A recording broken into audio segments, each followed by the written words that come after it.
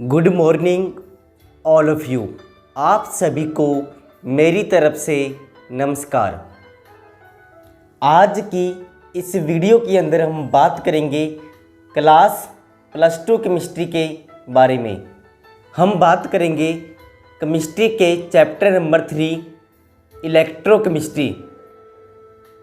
Electrochemistry के अंदर आज का topic electrochemical series and electrolytic cell.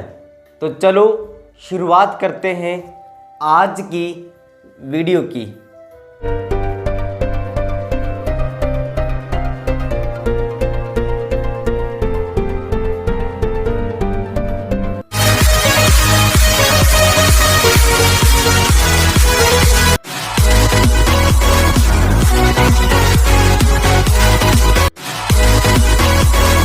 सबसे पहले electrochemical series, the arrangement of element in order of their increasing electrode potential value.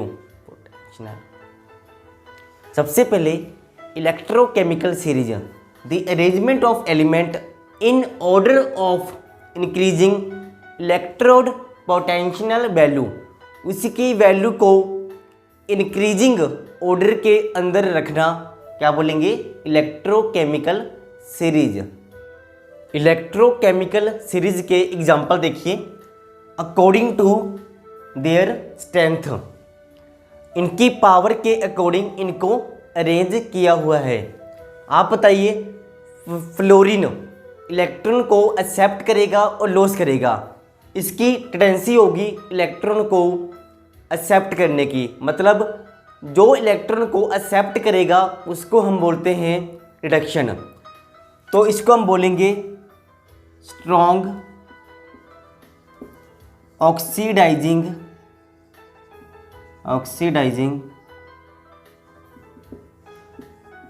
Agent.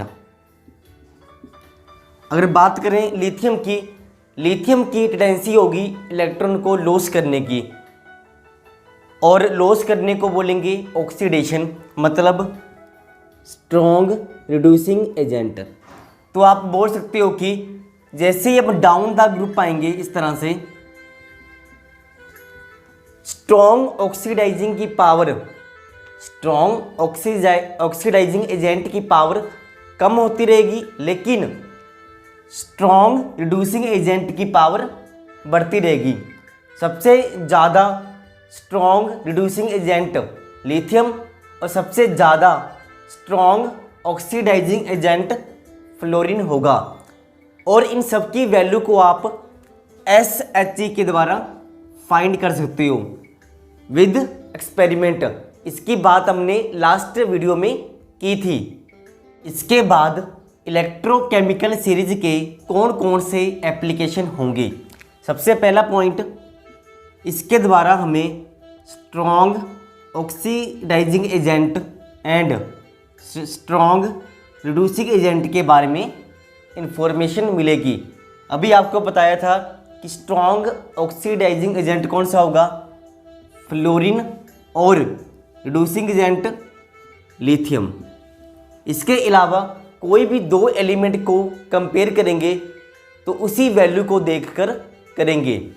इसके बाद सेकंड एप्लीकेशन, इसके द्वारा हम सेल की EMF को फाइंड कर सकते हैं। EMF का मतलब इलेक्ट्रोमोटिव फोर्स। इसका फॉर्मूला हमने लास्ट वीडियो में किया था, E cathode minus E anode, इसका फॉर्मूला होगा। एग्जाम्पल देखिए, आपके पास जिंक और लेड का एक सेल, जिसके अंदर electrode potential for zinc -0.763 and for lead 0.126। इन दोनों में से जो पहले वाला होगा एनोड, फिर कैथोड। तो इस फार्मूले के अंदर पुट करेंगे E कैथोड, तो हमारे पास इन दोनों में कैथोड होगा लेड वाला। सबसे पहले लिखेंगे इसको, बाद में एनोड को। तो इन दोनों की करेंगे कैलकुलेशन, नेगेटिव नेगेटिव पॉजिटिव। तो आपके पास आंसर आएगा 0.637 volt. EMF of a cell, zinc and lead. आपके पास जो इलेक्ट्रोड पोटेंशियल दे रखी होगी हमेशा रिडक्शन की फॉर्म में दे रखी होगी। अगर आपको बाई चांस मान लो किसी की दे रखी है PV2+,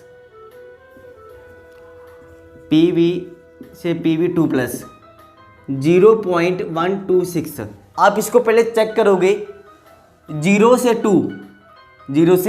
2, इसको हम बोलेंगे ऑक्सीडेशन पोटेंशियल। लेकिन आपने हमेशा कौन सी लेनी है, रिडक्शन वाली। तो इसको आप चेंज करोगे पहले in the form of reduction. तो पॉजिटिव को चेंज कर दोगे नेगेटिव के अंदर। अगर नेगेटिव होता तो पॉजिटिव में, पॉजिटिव होगा तो नेगेटिव में। लेकिन आपने लेनी हमेशा in the form of reduction, क्योंकि इसको IUPAC द्वारा एक्सेप्ट किया गया है। International union pure and applied chemistry भी इसको फॉलो करती है। इसके बाद third application, application number 3, predicting feasibility of reaction. मतलब रिएक्शन होगी कि नहीं उसको चेक करने के लिए।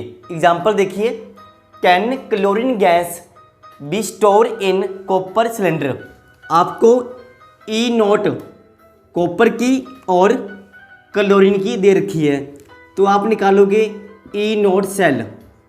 इसका formula E cathode minus E anode. इन दोनों में से कैथोड कौन सा होगा, कैथोड पे कौन सा क्या होती है, रिडक्शन।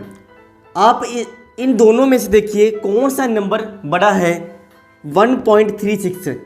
तो इसको हम बोलेंगे कैथोड। 1.36 में से माइनस करेंगे 0.34, हमारे पास आएगा 1.02 पॉजिटिव। अगर आंसर पॉजिटिव में आए तो रिएक्शन होगी, अगर नेगेटिव में आए तो रिएक्शन नहीं होगी। इसका मतलब अगर हम कॉपर के कंटेनर के अंदर क्लोरीन गैस को रखें तो आपस में रिएक्ट करेंगे, इसलिए आंसर में क्या आएगा, नो। हम क्लोरीन गैस को कॉपर के सिलेंडर के अंदर नहीं रख सकते, क्योंकि वो आपस में रिएक्ट कर जाएंगे।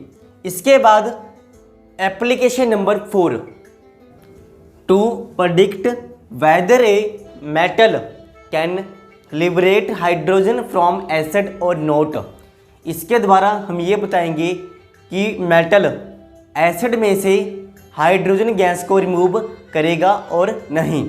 आपके पास कोई मेटल इसकी value E0 electrode reduction potential अगर नेगेटिव में हुई, फिर सुनिए, अगर उसकी वैल्यू नेगेटिव में हुई तो हाइड्रोजन गैस को रिमूव करेगा।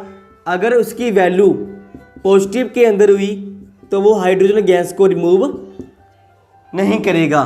For example copper and silver.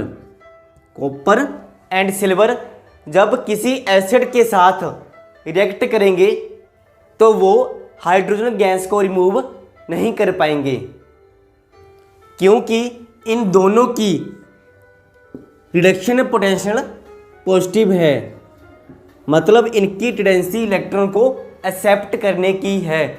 लेकिन जिस मेटल की टेंडेंसी इलेक्ट्रॉन को लॉस करने की होगी, वही मेटल हाइड्रोजन गैस को रिमूव कर पाएगा फ्रॉम एसिड।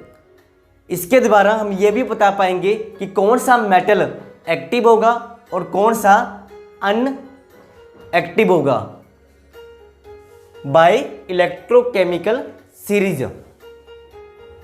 इसके बाद नर्नेस्ट इक्वेशन, इसके द्वारा हम E0 of any cell at any concentration find करेंगे, क्योंकि सेल के अंदर जो कंसंट्रेशन ऑफ केमिकल होगी वो कभी भी सेम नहीं रहती। तो उसको निकालने के लिए किसी भी कंसंट्रेशन के ऊपर आपके पास कोई एलिमेंट मेटल M उसने N इलेक्ट्रॉन को लॉस किया तो उसके ऊपर चार्ज आया Mn पॉजिटिव। अगर इक्वेशन की बात करें तो E Mn पॉजिटिव से M, आपने इसको हमेशा रिडक्शन के अंदर लेना है, रिडक्शन। उसके बाद इसकी स्टैंडर्ड वैल्यू, उसके बाद negative RT NF natural log concentration of reactant upon product upon reactant. इसको क्या बोलेंगे? Nernst equation. इसके अंदर at any concentration we can find the EMF और इलेक्ट्रोड पोटेंशियल। अगर हम Ln को नेचुरल लॉग को log 10 में चेंज करेंगे तो 2.303 से मल्टीप्लाई करेंगे तो हमारे पास आएगा LOG। इसको हम क्या बोलते हैं? log with base 10। इसके बाद आपके पास RTNF, इन सब की वैल्यू भी पुट करेंगे। R को बोलेंगे गैस कांस्टेंट, सभी वैल्यू को पुट करेंगे RTF। F को बोलेंगे फैराडे कांस्टेंट 96500 और इनको सिंपलीफाई करेंगे। सिंपलीफाई करने के बाद आपके पास न्यू इक्वेशन आएगी। देखिए EMn plus M is equal to E0 Mn positive से M negative 0.059 upon N log Mn positive M। इसको हम क्या बोलेंगे? अब नर्नेस्ट इक्वेशन। इसके अंदर मैंने सभी कांस्टेंट वैल्यू को पुट करके सिंपलीफाई कर दिया है। इसके बाद आगे देखिए, एक एग्जांपल करेंगे। Calculate the standard electrode potential of nickel. मतलब आपको क्या फाइंड करना? निकल की standard electrode potential 2 positive. If the cell potential of cell, पूरी सेल की हमें दे रखी है 0.59 और कॉपर की भी दे रखी है। किसको निकालनी है आपको? निकल की। तो सबसे पहले हमने फॉर्मूला किया था E cell is equal to E0 cell negative 0.059 upon N log। इसके अंदर हम बात करें nickel oxidation and copper reduction show करेगा। तो इनके जो ऊपर आएगा रिएक्टेंट, नीचे कौन आएगा? ऊपर आएगा प्रोडक्ट, नीचे कौन आएगा? रिएक्टेंट। तो पहले इनकी इक्वेशन लिखेंगे। निकल क्या शो करेगा? ऑक्सीडेशन और कॉपर रिडक्शन Ni2 प्लस ऊपर आएगा और कॉपर 2 प्लस नीचे आएगा। तो इनकी वैल्यू पुट करेंगे। ई सेल कितना दे रखा आपको? 0.59 और E0 सेल हम फाइंड करेंगे पहले। इसके बाद 0.059 N नंबर ऑफ इलेक्ट्रॉन 2 होंगे। कंसंट्रेशन ऑफ निकल 2 प्लस 0.01, कॉपर 2 प्लस 0.1। पूरी वैल्यू को पुट करेंगे। इसके बाद इसको करेंगे सिंप्लीफाई, डेसिमल को रिमूव करते हुए। तो इनको सिंप्लीफाई करोगे तो आपके पास आएगा 0.05 is equal to E nought cell negative का पॉजिटिव 0.0295 नेगेटिव से पॉजिटिव इसलिए बना क्योंकि आपके पास यहाँ पे बनेगा 1/10 और log a/b को अगर b/a लिखना हो तो नेगेटिव से पॉजिटिव में चेंज हो जाएगा, क्योंकि हमें log 10 की वैल्यू पता है वो 1 होती है। तो 1/10 को 10 बनाने के लिए उसका रेसिप्रोकल किया। बाद में हम निकालेंगे E cell is equal to 0.59 negative 0.0295, दोनों को करेंगे माइनस, तो आपके पास आएगा 0.5605। इसके बाद ई नोट सेल का formula E nought cathode minus E nought anode. इन दोनों में कैथोड कौन सा होगा, ये वाला, और एनोड ये वाला। तो कैथोड की वैल्यू, कॉपर की वैल्यू 0.34 दे रखी है हमें, और निकल की हम निकालेंगे। निकल 2+ से निकल इज इक्वल टू 0.5605। 0.34 में से इसको कर देंगे माइनस, तो आपके पास आएगा नेगेटिव 0.2205 वोल्ट। तो इस तरह से आप electrode potential for nickel find कर सकते हो with the help of Nernst equation. इसके बाद अगर कंडीशन इक्विलिब्रियम की हो तो उस टाइम के अंदर लोग क्या लिखते हैं हम, कंसंट्रेशन ऑफ प्रोडक्ट अपॉन रेक्टेंड। तो उस कंडीशन के अंदर P/R को हम क्या बोलेंगे, इक्विलिब्रियम कांस्टेंट, मतलब log Kc। इसके अलावा अगर कंडीशन इक्विलिब्रियम की होगी तो उस कंडीशन के अंदर ई सेल 0 के बराबर होगा। इक्विलिब्रियम का मतलब rate of forward reaction is equal to rate of backward reaction. दोनों कंडीशन को इस इक्वेशन में पुट करेंगे। 0 is equal to E nought cell negative 0.059/n log Kc। तो हमारे पास आएगा E nought cell is equal to 0.059/n log Kc at equilibrium condition. इस वीडियो के अंदर हम बात करेंगे इलेक्ट्रोलाइटिक सेल और इलेक्ट्रोलाइसिस, जिसके अंदर इलेक्ट्रिकल एनर्जी चेंज होगी केमिकल एनर्जी के अंदर। इस बात को एग्जाम्पल के द्वारा समझिए। आपके पास कोई इलेक्ट्रोलाइट सॉल्यूशन, जैसे ही उसमें से करंट पास किया तो इलेक्ट्रिकल एनर्जी से इलेक्ट्रोलाइट के आयंस कटायन और अनायन के अंदर ब्रेक हो गए, तो इलेक्ट्रिकल एनर्जी केमिकल एनर्जी में चेंज हो गई।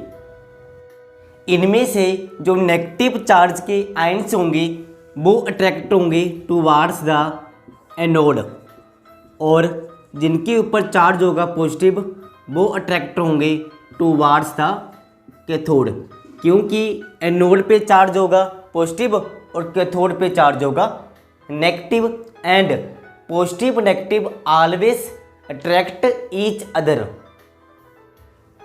इसके बाद क्वांटिटेटिव एस्पेक्ट ऑफ इलेक्ट्रोलाइसिस, इस कंसेप्ट को एक्सप्लेन किया था फेराडे ने।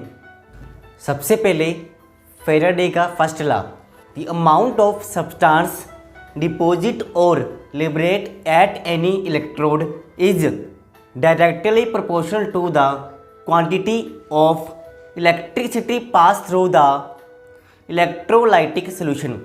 कितनी इलेक्ट्रिसिटी उसमें से पास होगी उतना ही वो सब्सटेंस डिपॉजिट और लिबरेट होगा। Of electrolyte deposit is proportional to the charge. जब इस साइन को रिमूव करेंगे तो एक आएगा कांस्टेंट, इसको हम क्या बोलेंगे, इलेक्ट्रोकेमिकल इक्विवेलेंट। इसके बाद चार्ज का फॉर्मूला करंट गुना टाइम। तो जितना वेट इलेक्ट्रोलाइट का डिपॉजिट और लिबरेट होगा उसका मैथमेटिकल फॉर्मूला। अगर मान लीजिए current is equal to 1 ampere और टाइम 1 सेकेंड हो तो क्या होगा, W is equal to Z होगा। दोनों आपस में क्या होंगे, इक्वल होंगे। तो आप केमिकल इक्विवेलेंट को डिफाइन भी कर सकते हो। Chemical equivalent is equal to the weight of the electrolyte that are deposit और liberate when 1 ampere current is pass through the electrolytic solution for 1 second. उसको हम क्या बोलेंगे, इलेक्ट्रोकेमिकल इक्विवेलेंट। इसके बाद फैराडे का second law, when same quantity of electricity is pass through different electrolytic solution connected in series, the weight of the substance produced at electrode are directly proportional to the chemical equivalent weight। इस बात को example के द्वारा समझेंगे। देखिए example देखिए, आपके पास दो electrolytic solution silver nitrate and copper sulphate दोनों आपस में सीरीज के अंदर कनेक्ट हैं।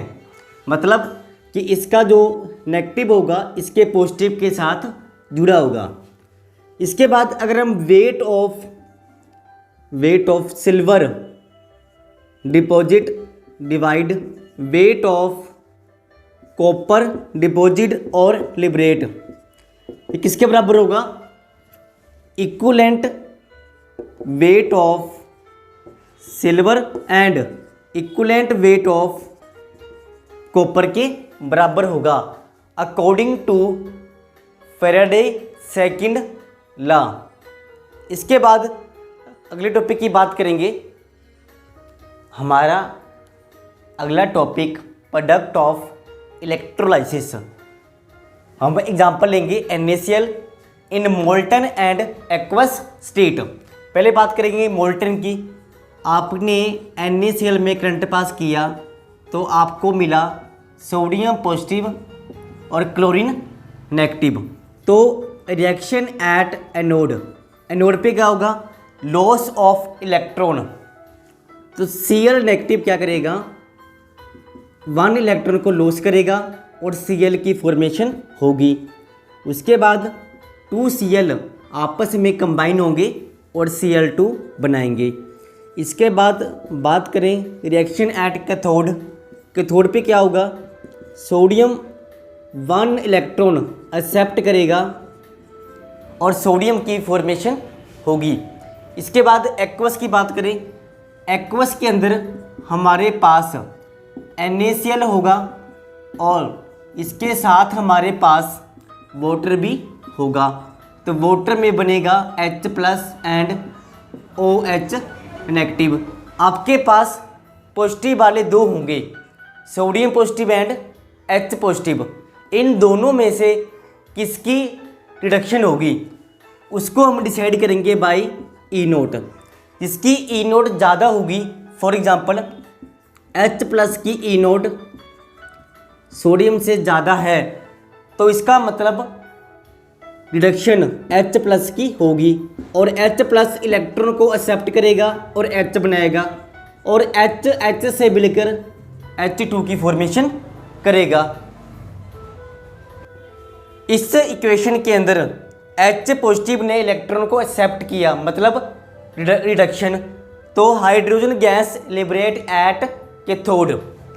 उसके बाद OH नेगेटिव और Cl नेगेटिव, इन दोनों में से E नोट OH नेगेटिव की Cl से कम होगी। इसका मतलब Cl नेगेटिव क्या शो करेगा, ऑक्सीडेशन।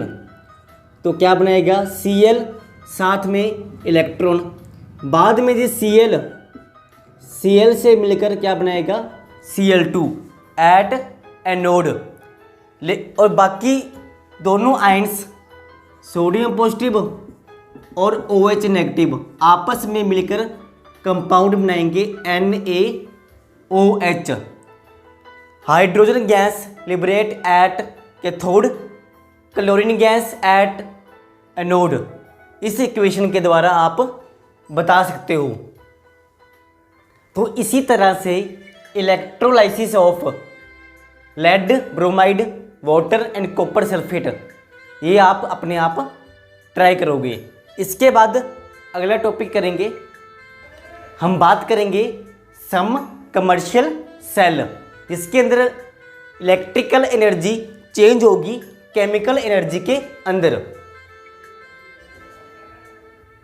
इसके अंदर सबसे पहले हम बात करेंगे प्राइमरी सेल, जिसका एग्जांपल ड्राई सेल।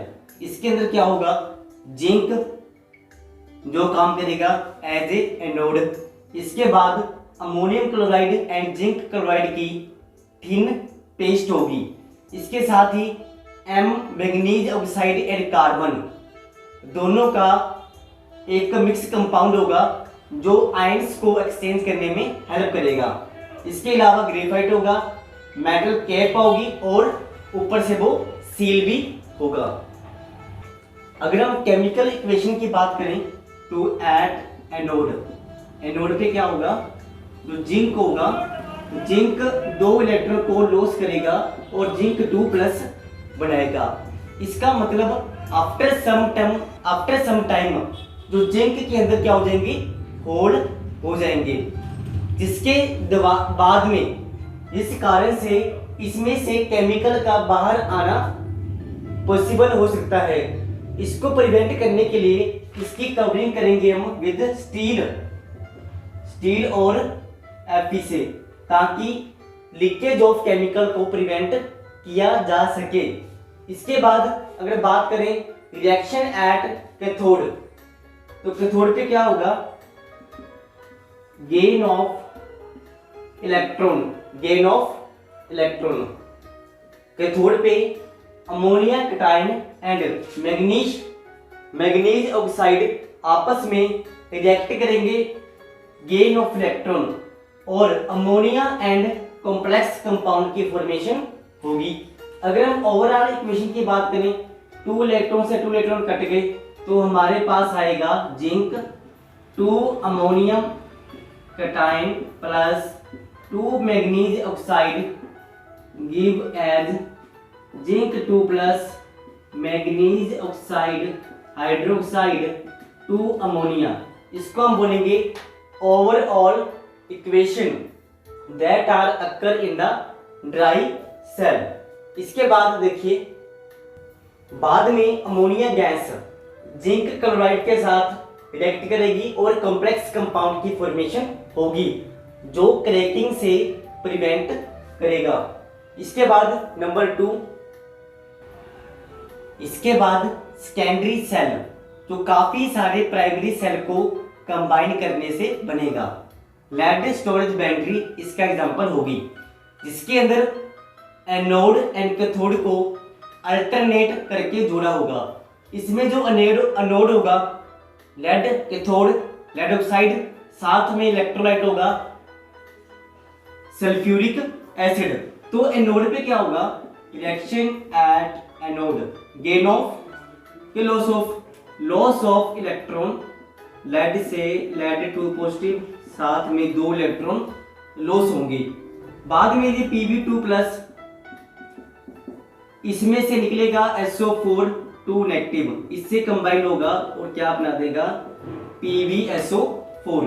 इसके बाद बात करें रिएक्शन एट कैथोड की, तो कैथोड के ऊपर PbO2 किसके साथ करेगा भाई H+, रिएक्ट करेगा, 2 इलेक्ट्रॉन को एक्सेप्ट भी करेगा और क्या बनाएगा Pb2 पॉजिटिव साथ में वाटर। और ये Pb2 पॉजिटिव फिर से फर्दर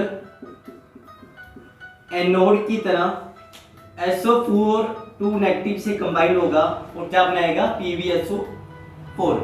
अगर हम इसके बात करें ओवरऑल इक्वेशन की तो 2 इलेक्ट्रॉन से 2 इलेक्ट्रॉन कैंसिल आउट और हमारे पास क्या बचेगा Pb प्लस PbO2 साथ में 2H2SO4 2H2SO4 यहां से आएंगे वो। इसके बाद हमारे पास 2PbSO4 साथ में वाटर,